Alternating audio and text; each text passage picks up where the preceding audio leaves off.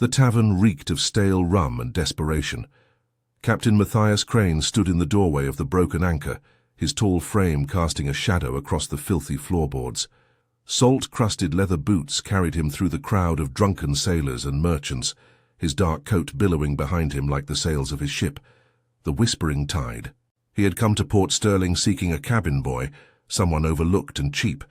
What he found instead was a transaction that would alter the course of his lonely existence. In the corner, a red-faced drunkard was shouting, his words slurred but his intent clear. 20 silver. 20 silver for the girl, and she's yours. She can't hear a damn thing, but she works like an ox. Matthias's steel-grey eyes found the subject of this degrading auction. A young woman, no more than 20, knelt on the grimy floor, her head bowed low. Chestnut hair fell in tangled waves around her face, concealing her expression. Her dress was little more than rags, patched and repatched, hanging loose on her slender frame. Her hands, calloused and trembling, were clasped tightly in her lap. The girl never looked up. She bore the humiliation with an eerie stillness, as though she had learned long ago that resistance only brought more pain.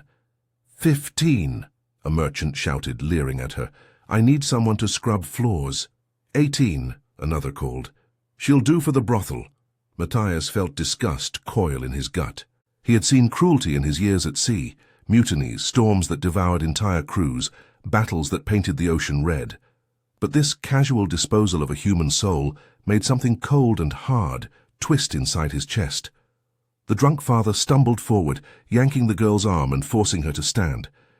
She swayed but didn't cry out. Her eyes remained downcast, revealing nothing.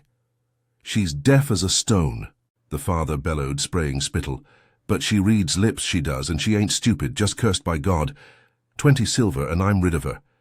Matthias moved through the crowd like a shark through dark waters. When he reached the center of the room, every eye turned to him. His reputation preceded him. Captain Crane, the lone wolf who commanded the fastest ship in the Caribbean, who took no crew larger than 8 men, who spoke to no one unless necessity demanded it. 30 silver, Matthias said, his voice cutting through the noise like a blade through silk. And this spectacle ends now. The room fell silent. The drunk father's eyes widened with greedy delight. 30! Aye, Captain, she's yours. Matthias reached into his coat and withdrew a leather pouch, counting out the coins with deliberate precision. Each piece of silver clinked against the table like a death knell. When the transaction was complete, he turned to the girl. For the first time she lifted her head. Her eyes were the color of the sea before a storm, grey-green and fathomless. They met his with a mixture of terror and resignation, but beneath that, something else flickered. Pride, perhaps, or defiance that had been beaten down but not extinguished. Matthias extended his hand, not as a master to a slave, but as one human to another. Come. She hesitated, searching his face as though trying to read his intentions. Then, slowly, she placed her rough hand in his. The moment their skin touched, she gasped, a sharp, involuntary sound that startled them both. Her eyes went wide, and she jerked her hand back, pressing it against her chest. Her lips parted, and though no words came, her expression spoke of shock and confusion. "Can you walk?" Matthias asked, enunciating clearly so she might read his lips. She nodded once, then followed him out of the tavern into the salt-laced night. Chapter 2. The Ship That Listens. The Whispering Tide was unlike any vessel the girl had ever seen. Sleek and dark, with black sails that seemed to swallow moonlight, it moved through the water with an almost predatory grace. The crew consisted of only 7 men, weather-beaten sailors who worked in practiced silence, communicating through gestures and brief nods. Matthias led her aboard without ceremony. His first mate, a grizzled man named Colum with a scarred face and kind eyes, nodded at the captain's brief explanation. No questions were asked. On the Whispering Tide, every soul carried secrets, and privacy was respected like sacred law. "She'll have the spare cabin," Matthias told Colum. "See that she has clean clothes and food." The girl stood on the deck, clutching her thin shawl against the ocean wind. She watched the captain's lips move as he spoke to his first mate, but her attention kept drifting to the ship itself. Her fingers traced the smooth railing, and her expression shifted, wonder replacing fear. Colm approached her gently, gesturing for her to follow. She glanced back at Matthias once before descending below deck. In that brief look, he saw something that made his heart stutter. Gratitude mingled with a strange, inexplicable recognition. That night, Matthias stood at the helm, guiding his ship through calm waters beneath a canopy of stars. The ocean was his only companion, as it had been for 5 years since he'd lost everything that mattered. He preferred solitude, people disappointed. The sea, at least, was honest in its cruelty. Below deck, the girl sat in her cabin, a small room that smelled of cedar and salt. Colm had brought her a simple dress, clean water, and a plate of bread and fish. She ate slowly, savoring each bite as though it were a feast. When she finished, she pressed her hand against the wooden wall of the cabin. Her eyes closed, and her lips curved into the smallest of smiles. She could feel it, the ship's heartbeat, the creak and sway of timber, the rush of water against the hull, the distant call of gulls. These were not sounds in the way others heard them, but they were something more, vibrations that spoke a language only she understood. And beneath it all she felt something else, a presence, a voice carried on the wind and waves, calling a name she had never heard spoken aloud but somehow knew. Matthias. Days passed. The girl proved herself quickly, working tirelessly despite never being asked. She learned the rhythm of the ship, anticipating needs before they arose. She mended sails with nimble fingers, scrubbed the deck until it gleamed, and organized the galley with quiet efficiency. The crew watched her with a mixture of curiosity and respect. She never spoke, but her expressions communicated volumes. When young Thomas, the cabin boy, nearly fell from the rigging, she was the one who grabbed his arm, her reflexes impossibly quick. When the cook burned his hand, she appeared with a salve made from seaweed and herbs she'd gathered at their last port. But it was her relationship with the ship itself that bewildered them most. She would press her palms against the mast during storms, and the whispering tide would steady. She would stand at the bow, facing the wind, and somehow she always knew when weather was changing hours before the sky showed signs. "She's touched by the sea," Colm murmured to Matthias one evening. "I've seen it before. In my grandmother's village, women who could hear the ocean's voice." Matthias said nothing, but he couldn't stop watching her. She intrigued him in ways he didn't understand. He had bought her to save her from a worse fate, expecting nothing in return. Yet she had become indispensable, not through subservience, but through an almost mystical connection to his ship. One night, a violent storm descended without warning. Waves towered like mountains, and wind screamed through the rigging. Matthias gripped the wheel, fighting to keep the ship from capsizing. Rain lashed his face, and thunder drowned out all thought. Then she appeared beside him, soaked to the bone, her hair whipping around her face like dark seaweed. She didn't speak, couldn't speak, but she placed her hands over his on the wheel. The moment their skin touched, calm flooded through him. Not physical calm, the storm still raged, but an inner certainty that they would survive. She turned her face to him, rainwater streaming down her cheeks, and mouthed a single word: trust. Together, they guided the whispering tide through the tempest. Her hands moved with his, anticipating every turn, every correction. It was as though she could feel the ocean's intentions, could read the language of waves and wind. When dawn finally broke, the storm had passed. The ship emerged battered but intact, and the crew stared at their captain and the deaf girl with something approaching awe. Matthias released the wheel, his hands trembling with exhaustion. She stepped back, meeting his eyes with an intensity that made his breath catch. "How?" he asked, knowing she couldn't hear but needing to speak the question aloud. She smiled, a real smile that transformed her entire face, and pointed to the ocean, then to her heart, then to him. Chapter 3. The Name in the Waves. They made port at Nassau 3 days later, needing supplies and repairs. The whispering tide had weathered the storm well, but even the finest ships required maintenance. Matthias told the girl she could explore the port if she wished, giving her a small pouch of coins. She looked at the money with confusion, then back at him with a question in her eyes. "For yourself," he said clearly, pointing to her. then to the bustling market beyond the docks. Whatever you want. She shook her head and tried to return the coins, but he closed her fingers around the pouch. You've earned it 10 times over. Go. She hesitated, then nodded. But before leaving, she did something unexpected. She reached up and touched his face, her fingertips feather light against his bearded jaw. Her eyes searched his with an intensity that made his heart pound. Then she turned and disappeared into the crowd. Matthias stood frozen, the ghost of her touch lingering on his skin. He had not been touched with such gentleness in years, not since his wife and daughter had died of fever, leaving him hollow and adrift. While she explored Nassau, Matthias met with a shipwright to discuss repairs, but his mind kept wandering to the girl. He didn't even know her name.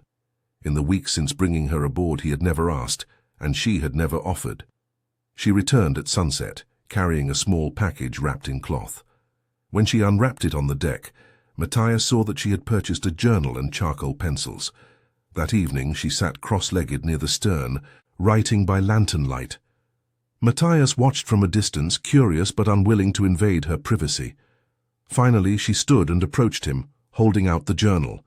On the first page, in surprisingly elegant script, she had written, "My name is Elena.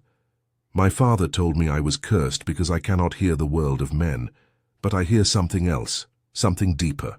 The ocean speaks in rhythms and whispers, and ever since you touched my hand that first night, I have heard your name in every wave." Matthias read the words 3 times, his chest tightening with each pass. He looked up at her, Elena, and saw vulnerability and courage warring in her expression. "How is that possible?" he whispered. She took the journal back and wrote quickly, "I don't know, but I feel you in the ship's timbers, in the salt air, in the pull of the tide. It's as though the ocean has been trying to tell me something, and you are the answer." Matthias felt something crack inside him, some wall he had built around his heart after loss had hollowed him out. He had spent 5 years convincing himself that solitude was strength, that caring for nothing meant never being hurt.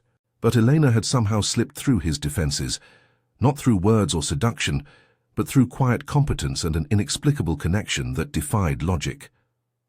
"I lost everything once," he said, knowing she would read his lips in the flickering lamplight. "I swore I would never let anything matter again." Eleanor stepped closer, close enough that he could smell the sea salt in her hair. She wrote, "You cannot live as a ghost, Captain.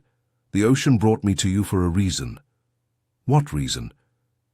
His voice was rough with emotion he hadn't allowed himself to feel in years. She smiled sadly and wrote, "To remind you that some things are worth the risk of pain."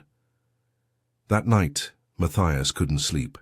He paced the deck, wrestling with feelings he had tried to bury.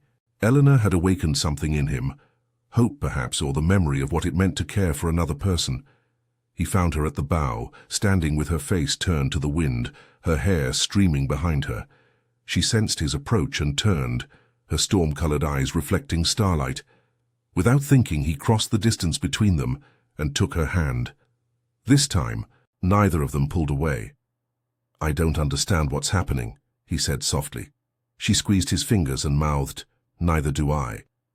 But I'm not afraid." Chapter 4.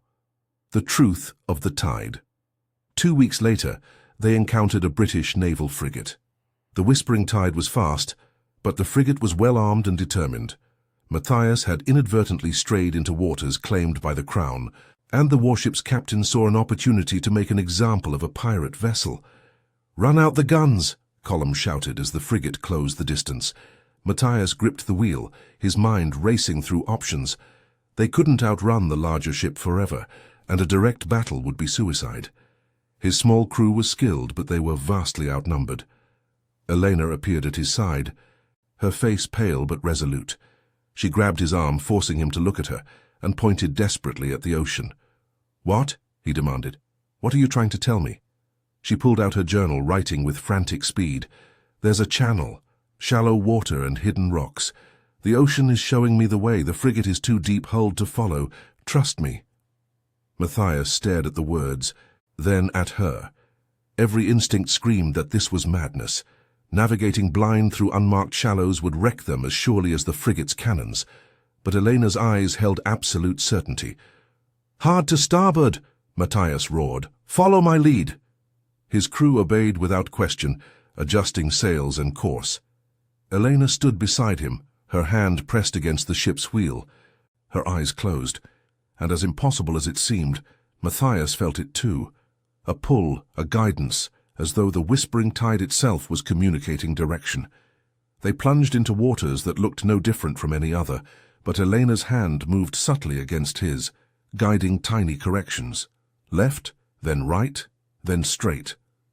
The ship responded with uncanny precision. Behind them, the frigate followed, and then its hull ground against hidden rocks with a sickening crunch. Shouts of alarm echoed across the water as the British ship listed dangerously. The whispering tide emerged on the other side of the channel unscathed, leaving their pursuers trapped and damaged. The crew erupted in cheers. Colum clapped Matthias on the shoulder. "Captain, that was either genius or insanity." But Matthias only looked at Elena, who had collapsed against the railing, exhausted. He caught her before she fell, cradling her against his chest. "How?" he breathed. She opened her eyes, smiling weakly, and touched his face. Though she couldn't speak, he understood. She had heard the ocean's voice, and she had saved them all.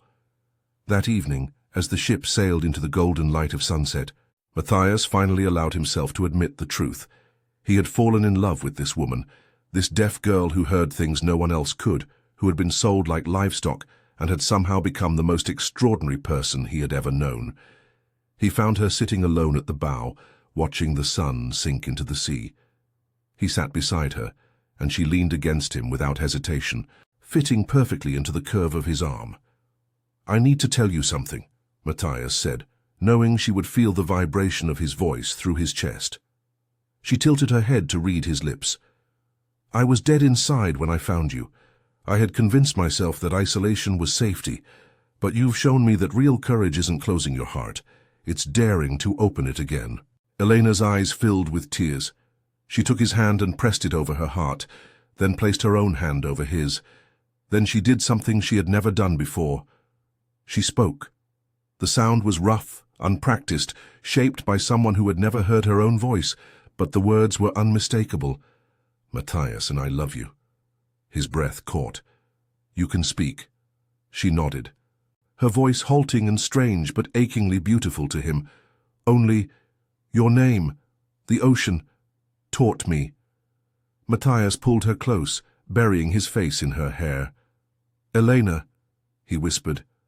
"My Elena." She pulled back just enough to look at him, and this time when she spoke the words were clearer. "You saved me from darkness. I will spend my life saving you from loneliness." He kissed her then, gentle and reverent, tasting salt and promise. The whispering tide rocked beneath them, and the ocean seemed to sing, a wordless hymn celebrating two souls who had found each other against impossible odds. When they finally parted, Elena wrote one last message in her journal.